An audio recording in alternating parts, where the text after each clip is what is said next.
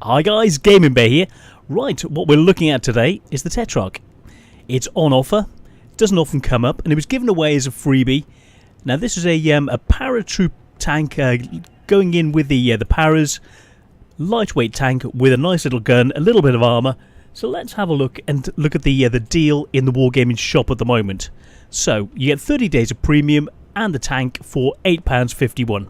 Now is it worth it? So first thing we need to know is how much is the premium time worth. So 30 days of premium, roughly double this, so you're looking about say £12 for the 30 days of premium ish, whereas this is £8.50, so you're looking 2/3 of the cost of the premium time to get this free tank. So even before we play it, it's a it's better than the cost of the time and the premium extended time that you get for it. So even before you play it, even before you make any money with it, it's worth what you spent. So without further ado, before I go in, the view range isn't very good. The looking down, you need to I'll put on binoculars. The view range just sucks. The straight out of the box, you're looking 260 meter view range. You need other people to scout for you up close, or else you need to get up close. The gun itself isn't the most accurate. 0.4 dispersion, aim time of 2.3 seconds, so you either need to be up close and personal, or you need to be aiming from range. And you can see the punchiness of the gun, 64 with their standard and 121 with premium. Then we come to the damage, 1008 DPM. So the damage per minute isn't the greatest. It's a little bit lacking for tier 2. Let's compare it to the M2. The M2, you are looking 1024. It's just a little bit more DPM, very similar. So it's similar. It's roughly what you need for this sort of a tier. Now, armour wise, 16 on the front, 14 at the side and 10 at the rear. It's basically nothing. This thing is about mobility, getting into position, hiding, shooting from range, or being up close because you have issues with circling around things. It's a little bit frail, and something that's fast firing or with a big derpy gun can really do some damage to you.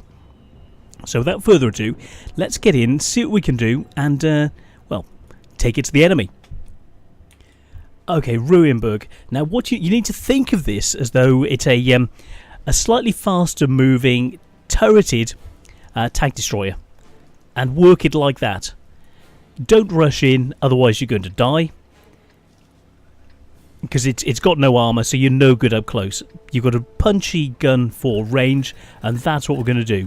So work with your team, work from location to location, and that's why we've got the binoculars on here.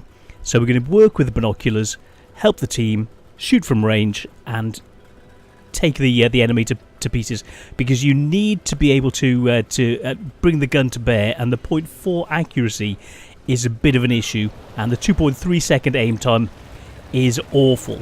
So you need to stop to you either, as I said, you either need to be up really close, or you need to be helping your team from range.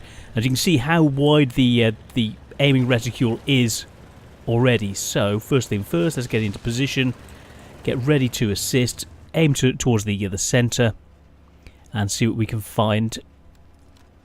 Getting ready.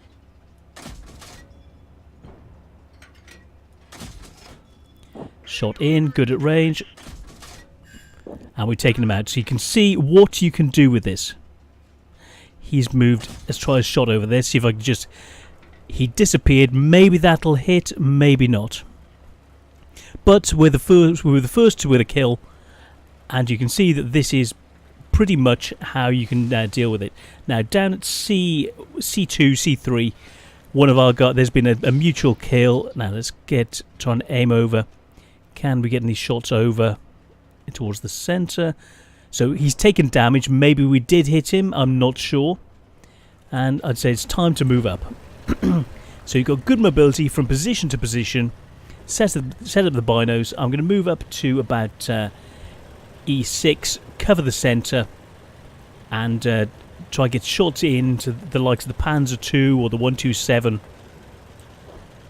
And that's the plan at the moment. So, aiming in, wait for the binos to set up and see what we can see. With the front aiming one way and I'm aiming the other, so we can cover both angles at once. Come on, where are you little badgers? Okay, the 6E's gone that way already. We've got a couple of TDs covering that section. I'm going to move up to come in behind them. Our own view range isn't the greatest, but I want to see what we're doing. You can see how large the aiming reticule is. It's horrendous. It really is.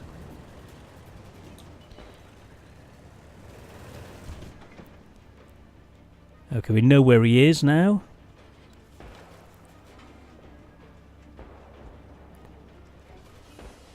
GMC there.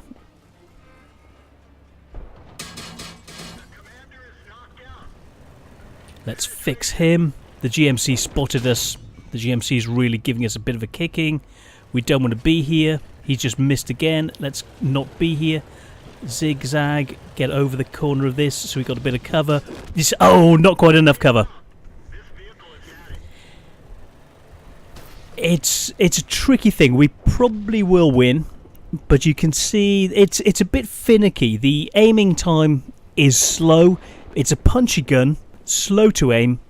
You need to be in position. You don't want to be moving in positions like that because you're relatively easily spotted, and with no armour, even the Panzer II shot, every single shot will go straight through you. So, but we helped the team a little bit. So let's have a look at the post-game stats and then do an analysis of the tank. The Chiro was just a hero. Chiro the hero. He just won it for us at the end. Nicely done. He'd lost his driver. He was on 7%. Really, really nicely done by him. Very, very good. So let's have a look at those post-game stats. So, let's see. So, damage, well, 96 points of damage, 2 shots. From range, that's the thing. Once you get up close, you're in trouble. It's a medium situation. You're not up there with the tier 3s, but you're okay for a tier 2. But for a free tank, it's not bad, you know? It's... And 5,000 gold, 5,000 credits. Experience-wise, 248, plus a huge bonus for it being a premium for 422. So, you know, for a free little tank, 5 shots, 3 hits, all the ones that hit penetrated. So, you know, the gun is pretty pokey. The movement is nice, but you see the reason that I've got the binoculars on, because it works well at range, but you need it to come on target, which is why I've got the enhanced gun lane drive, because it really needs it. The gun characteristics, 0.4 dispersion, isn't good, and the aim time of 2.3 is absolutely awful. You can't really afford to be close because your DPM is relatively lackluster. Up close, yes, you can hit things and you can penetrate them, but you've got no armour and you've got more chance of playing it like a tank destroyer. Use your mobility to move from point to point and back your team up. It's almost like a second string tank until you get to the final sections, which sadly we didn't quite manage in this game. But even with this, let's have a look. We've still got a 65% win rate. So, you know, it's a nice little tank, and especially for being free, that this deal is less money than just getting 30 days premium. So you buy the 30 days, you get this tank, you get it's 2/3 the price of the 30 days premium, and get a tank free. What's not to like? So the Tetrarch. Let's have a look at it in a bit closer exterior view. So, even though we've got the Leviathan in the background, in comparison to it, this is just teeny tiny. I'll try and link some photos of me being next to it and little Ted being next to it and sat on it at Bovington Tank Museum as it was parachuted in with the troops. So the tank itself. It's a cute little tank with an inaccurate but very punchy gun. Okay mobility, bad view range, so even with binoculars binoculars will help you to see things, but other than that, your view range is pretty pants. So I hope you like this. And the Tetrarch, for me, is it worth the money? Yeah, definitely. So I would say it's got to be a double pause, purely value for money. It costs less than the premium time you're getting for the money, and you get this free tank, and you're saving money on the premium time. Hello, what's not to like? So essentially, a free tank is great in anybody's book, and especially mine.